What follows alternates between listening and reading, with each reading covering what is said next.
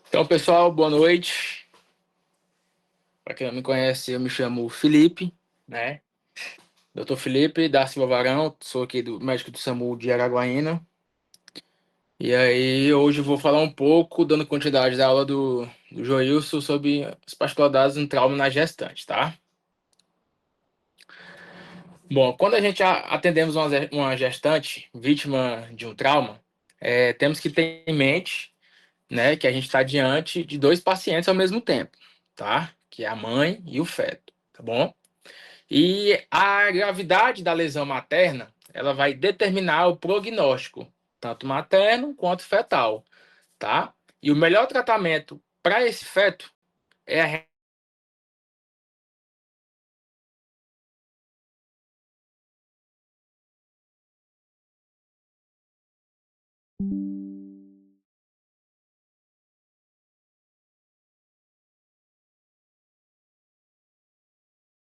regela fisiológica,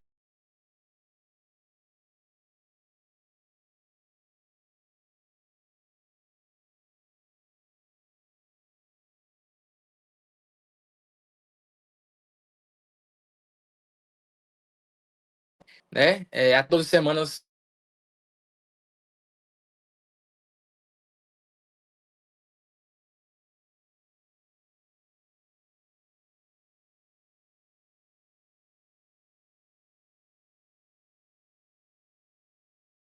34, 36 semanas,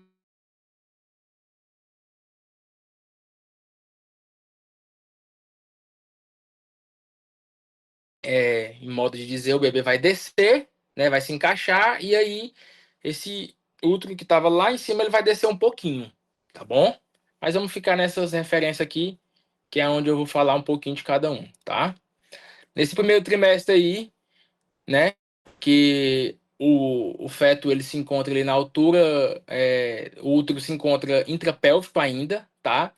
Esse feto ele vai estar protegido, propriamente dito, de um trauma direto, porque aonde ele vai estar, vai ter ali todas as particularidades do quadril em si, tá? Porém, tem seus riscos, né? Tem um risco de abortamento, dependendo do trauma, e da isoimunização, né?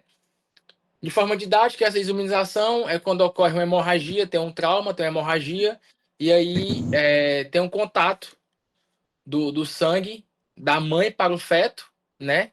Caso a mãe seja RH negativo e o bebê seja o RH positivo,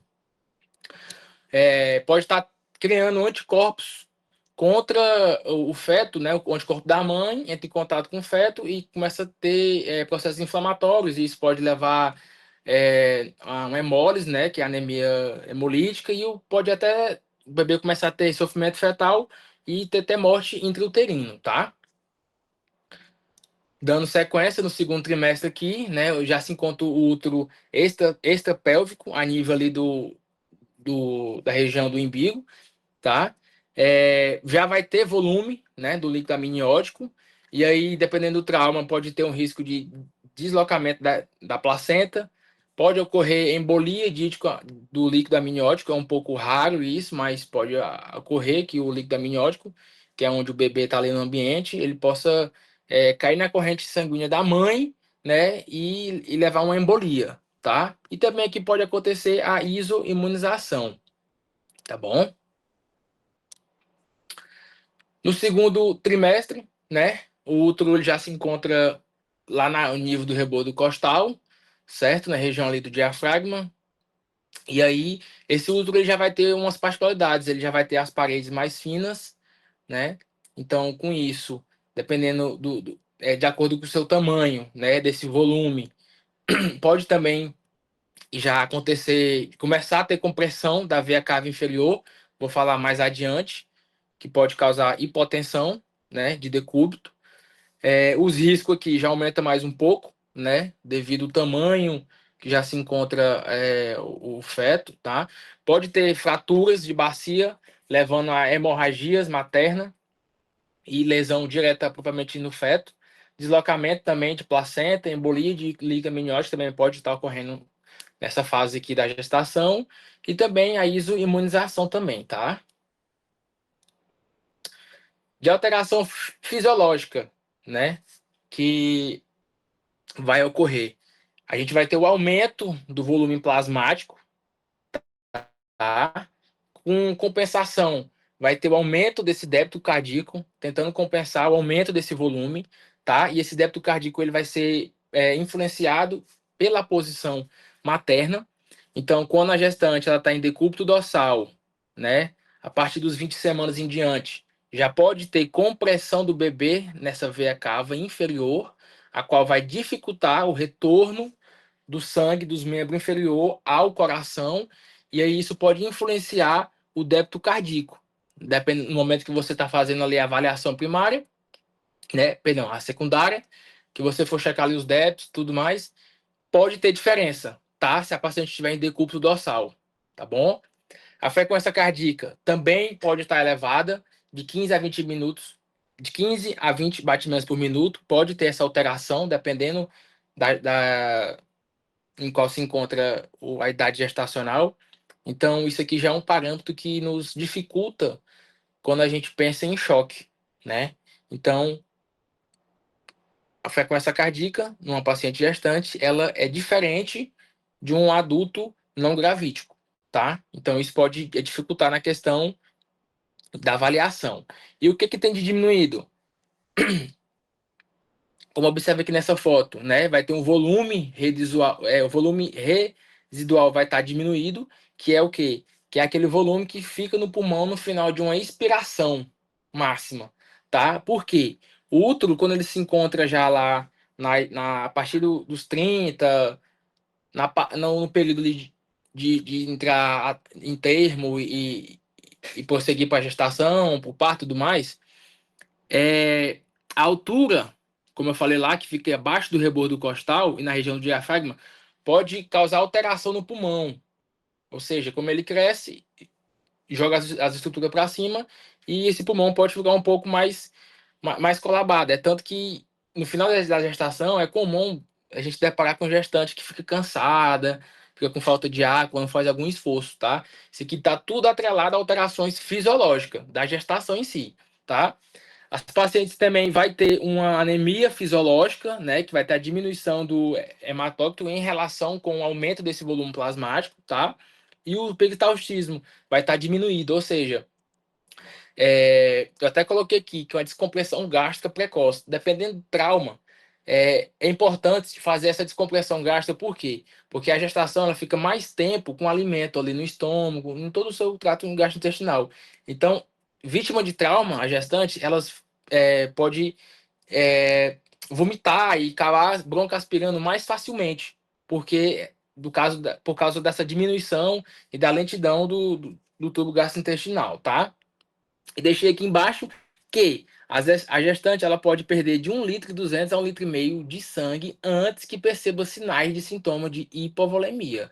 Então, nessa perca aqui, antes que a gente pensa que a gestante está com hipovolemia, já está tendo sofrimento fetal, tá? Do mecanismo, né? Devido a essa anatomia, essa alteração do útero em si, né? Das lesões, a gente pode ter lesão por contusão e lesões penetrantes, como está aqui na foto. Né? Aqui a gente observa aqui nessa uma ruptura, tá? Do útero. Nessa podemos observar uma penetração por uma arma de fogo, né? Ou até mesmo poderia ser uma arma branca aqui. Rupturas prematuras da membrana, tá bom? Como pode observar nessa fotinha. E aqui seria uma lesão por contusão devido ao mau uso do cinto de segurança. Mais para frente eu vou falar um pouco a questão da forma correta de usar o cinto de segurança, tá? Outra violência também, que é uma das principais causas que leva o trauma na gestante, tá? Também é a violência doméstica. Assim como o Joilson falou do idoso, aqui na questão da violência na gestação também, o livro ele enfatiza bem, tá? E na literatura que eu li, eles falam que de 4 a 8% das grávidas elas vão sofrer um tipo de violência, tá? Porém, isso é subnotificado, tá, pessoal? Se fosse levar o pé da letra, essa porcentagem seria bem mais alta, tá? E o agressor são as pessoas mais íntimas. No caso uma paciente que ela é casada, né? Seria aí o seu marido. E a gente, na avaliação ali, devemos atentar, né? Que são lesões características na região da cabeça, do pescoço e do dorso, tá? E sempre na hora de abordar, tentar criar um ambiente seguro, se possível, né? Que a mulher ela se abre, que ela possa se sentir confiável em contar, né? O que está realmente acontecendo, que às vezes a gente recebe uma solicitação na regulação médica, chega na cena é outra coisa, né? Podemos um dia, quem fez o atendimento, se deparar com isso, né? Pede um tipo de solicitação, chega lá é outra coisa. Então a gente tem um feelingzinho com essa questão da violência, tá? E é sempre bom comunicar a regulação e a qual vai ser a unidade que esse paciente vai ser destinado, porque como vivência que eu trabalho na UPA, nesses casos a gente tem que acionar, né, a questão da assistência social, né, tanto na UPA quanto no regional, tá, que são nossas referências, né, do trauma em si. Na verdade, o trauma é regional, tá, e o clínico é o do Orione, né, mas ambos os hospitais têm o suporte da parte é, da assistência social no caso de violência doméstica, tá. Queda também. É muito comum acontecer as quedas nas pacientes gestantes. Como eu falei, as alterações, tanto anatômicas como alterações fisiológicas, vai ter alterações hormonais, a qual essa paciente ela vai ter uma frouxidão ali, uma frouxidão ligamentar, e com isso ela vai estar mais suscetível a sofrer quedas, tá? Dependendo das cinemáticas, são quedas leves, né, que não leve ao risco propriamente dito fetal, porém é um trauma, tá? Além do frouxamento ligamentar, do ligamentar, esse crescimento fetal vai crescer o útero, mais volume, aumento de peso, tudo isso relaciona e predispõe a ter queda, tá? Aqui na parte. Só um minuto que saiu aqui.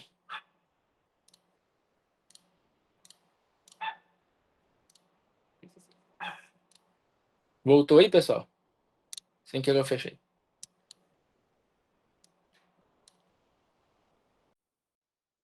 Da parte da avaliação, né? A condição do feto, ela depende, né, da condição da mulher em si. Então, como eu já falei, a mulher, ela pode estar, né, hemodinamicamente estável, tá tranquila, porém já tá tendo risco de sofrimento fetal, tá? Na avaliação, tanto da mãe quanto do feto, a gente tem que observar a questão dos batimentos cardíacos fetais. Porém, não devemos perder tempo na cena, se caso não conseguimos auscultar os batimentos, tá? Não, nunca perder tempo.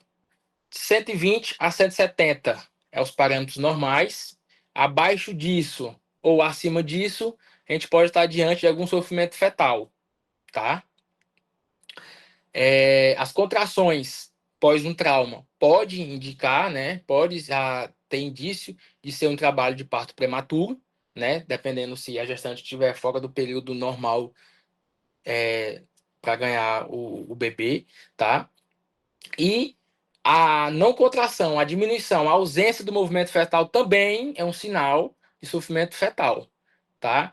Então, na avaliação ali, o útero tá firme, tá duro, sensível ao toque, à palpação, e você está vendo um sangramento vaginal visível, a gente pode estar diante de um descolamento prematuro de placenta, tá? Então, o que a gente deve observar na avaliação? Sangramento vaginal, que pode estar indicando um deslocamento da placenta, dor à palpação na região do útero, ruptura uterina e trabalho de parto. A gente sempre tem que pensar nisso ao atender uma vítima que seja gestante, tá? Do manejo, né? De novo, frisando, para o feto sobreviver, normalmente a mulher precisa sobreviver. Então a gente tem que dar um atendimento. Aqui mantém a mesma sequência do pré-hospitalar, X, A, B, C, D, E. Avaliação primária e, posteriormente, se possível, a secundária, dentro da viatura, tá? Então, sempre ofertar um oxigênio para manter a saturação de 95 ou superior. Tratamento de choque, mantém o mesmo. Se caso tiver critério, o uso aqui do volume seria o ringer. E dentro e no intra-hospitalar, se possível, se indicação também, realizar a questão da transfusão, só dando, só realizar a transfusão intra-hospitalar e ver a questão lá do RH, né? Porque essas vítimas, como eu falei, da isomonização, né? Esses pacientes que são vítimas de trauma, né? Na literatura fala aqui de 30, acho que é de 10 a 30% pode correr o risco de ter esse contato do sangue da mãe com o da criança e aí acontecer essa reação. E para isso não ocorrer no intra-hospitalar, né, é feita a administração da imunoglobulina anti-D até 72 horas, né, para não deixar que ocorra essa sensibilização, tá? Do fator RH da mãe com o do bebê, ok? E, opa, e a questão da restauração da PA sistólica e a PA média mantém os mesmos parâmetros para manter ali uma pressão adequada, para que haja um suprimento sanguíneo adequado e o bebê não ter sofrimento fetal, tá? E também temos aqui a questão da hipotensão. Vou passar aqui na frente que vai ser melhor para falar. A hipotensão é algo que pode ocorrer, tá? E dependendo da idade gestacional, essa hipotensão ela vai ser algo normal, tá? E aí se chama hipotensão pela posição supina, que é a paciente deitada. Essa foto aqui podemos observar, né? Decúbito dorsal, o bebezinho aqui e tá fazendo a compressão aqui da veia. E com isso faz o quê? E com essa compressão, o retorno venoso dificulta a volta para o coração. E aí o paciente pode ter uma hipotensão e aí evoluir para um síncope, algo parecido, tá? Então, o que a gente pode estar fazendo? A gente pode colocar o paciente em decúbito lateral esquerdo, como está na fotinha, vai ter essa descompressão, ela vai ter essa descompressão e com isso vai melhorar esse retorno venoso, tá bom? Se caso a paciente tiver que ser pranchada, colar cervical e tudo mais, vamos inclinar em torno de 10 a 15 centímetros a prancha, tá? Pode colocar lençol. Eu já até vi em alguns vídeos o pessoal colocando soro de 500 para fazer essa lateralização, tá? Ou também pode estar fazendo esse deslocamento manual, né? Como está aqui na foto, ou girando a perna da paciente, né? Pega a perna direita e gira para o lado esquerdo, né? Fazendo esse movimento, vai estar também deslocando o útero, tá? Para a esquerda e vai estar melhorando a questão do retorno venoso, tá? Uso do cinto de segurança. Deve ser sempre orientado.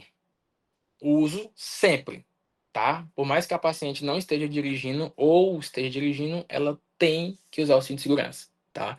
E aqui na fotinha podemos observar a forma correta, né? Esse aqui é um cinto de 3 pontos. São os cintos que tem dentro dos veículos, tá? A parte pélvica aqui de baixo, ela tem que ser passada por baixo do abdômen, na parte superior da coxa, tá? E essa outra parte aqui, que é a parte torácica, deve cruzar o meio do ombro, né? Passando entre as mamas e lateral do abdômen, e nunca por cima do abdômen, tá? Como tá vendo aqui nas fotinhas.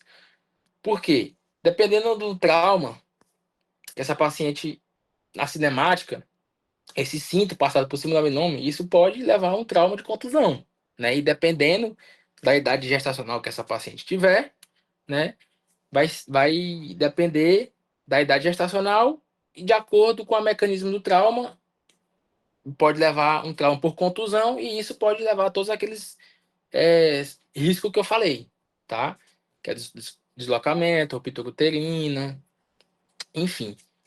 Iceberg. Onde eu li lá no livro, ele fala que não tem um estudo concreto sobre a questão do airbag, porém, nunca desligar o airbag, tá? O que que a gestante pode estar modificando? Afasta o banco, né, o máximo que ela puder, para ela permitir o contato, né, com o volante, com pedais, né? Se caso precisar, o ideal seria que a gestante não dirigisse, né, justamente por causa dos riscos e tudo mais. E se caso ela for no banco do passageiro, só afastar o banco para que se haja que ocorra um acidente e esse airbag estoura, isso não possa causar um trauma de forma direta no abdômen, tá? Mas jamais, jamais, jamais, no livro lá deixa bem claro que a gente tem que desencorajar, desligar o airbag, né? Porque alguns carros têm a função de você desativar, desligar para não acionar, tá? Então, a reanimação adequada da mulher é a chave para a sobrevivência da mulher e do feto, tá bom? A aula foi tirada do PHTLS 10ª edição e do atualização que teve por último aí de trauma e gestação na Febrasgo, né? Que é a parte de obstétrica e ginecologia. E muito obrigado.